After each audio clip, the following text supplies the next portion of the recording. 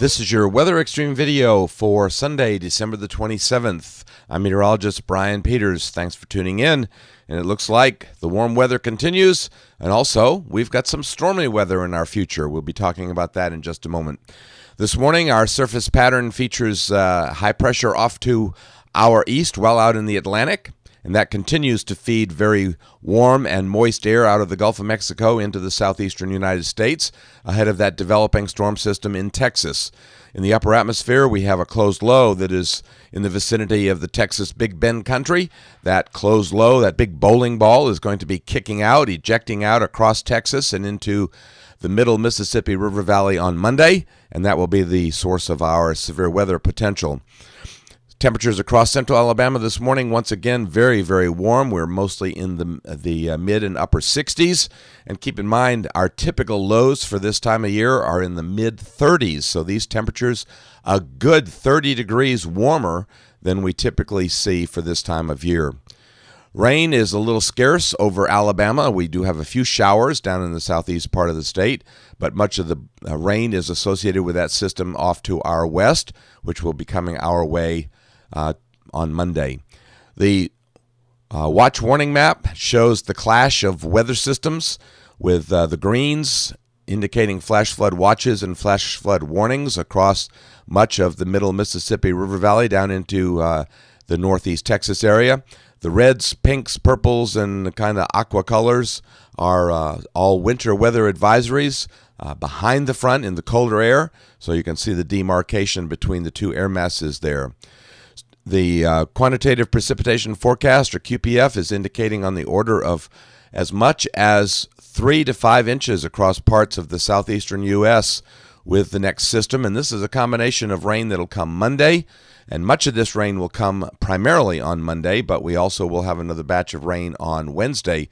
So flooding that is occurring will be aggravated, and any additional rains are likely to produce flash flooding. So we'll have to keep that in mind in addition to the severe weather threat.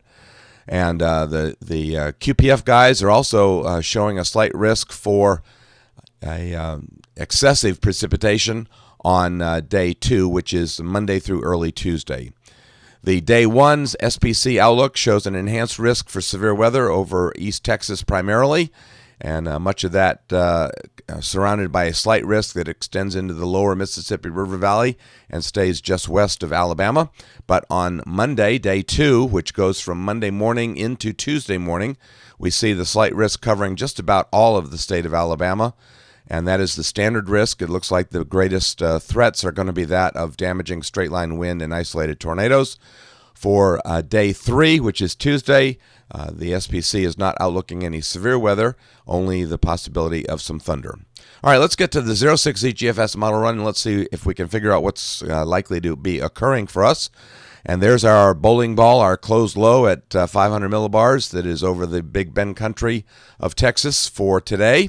And that will be kicking out across Texas and into the middle Mississippi River Valley on Monday. In the meantime, we have a surface low that is over eastern Texas, just to the northwest of Houston. And that will be moving off across the middle Mississippi River Valley on Monday as well. Monday at midday, we see the closed low over southwest Missouri.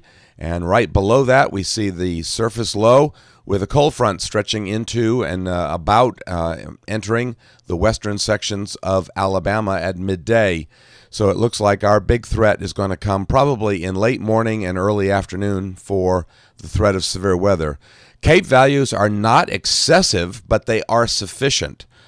This is a look at the values at 18Z, and you can see the values reach about the 600 range.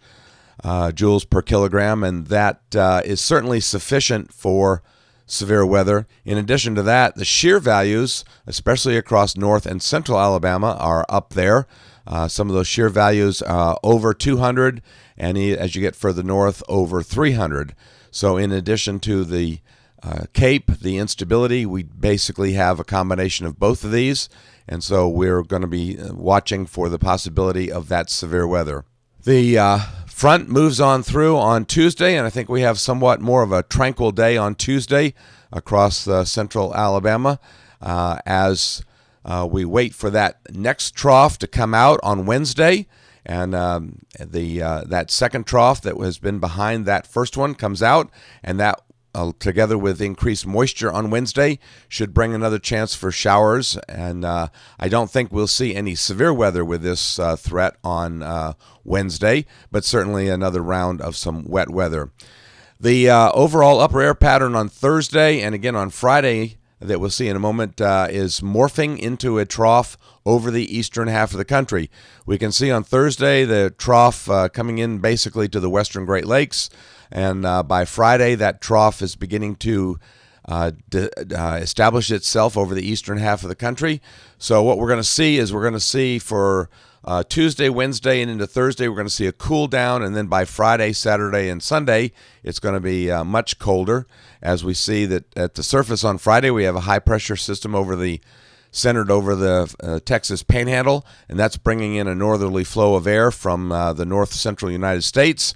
It is not until Saturday, when that trough becomes fully established, that we see, and again on Sunday, that we see that the upper air pattern will be shifting enough to really bring the colder air down, so that by Saturday and Sunday it looks like morning lows will be down around freezing and afternoon highs may struggle to get out of the 40s, maybe a few spots getting into the lower 50s, but still much colder than we've seen recently.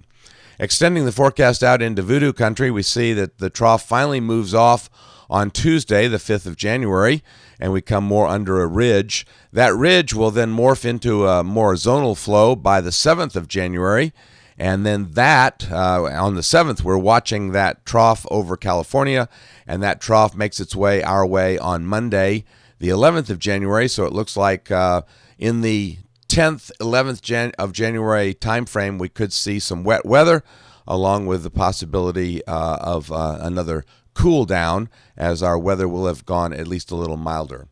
Well, that will do it for the Weather Xtreme video for this edition. I expect to have the next one posted first thing on Monday morning, and that depends, of course, on the developing weather situation. In the meantime, stay tuned to the blog for updates on Alabama's ever-changing weather. I'm meteorologist Brian Peters. Have a good day, and Godspeed.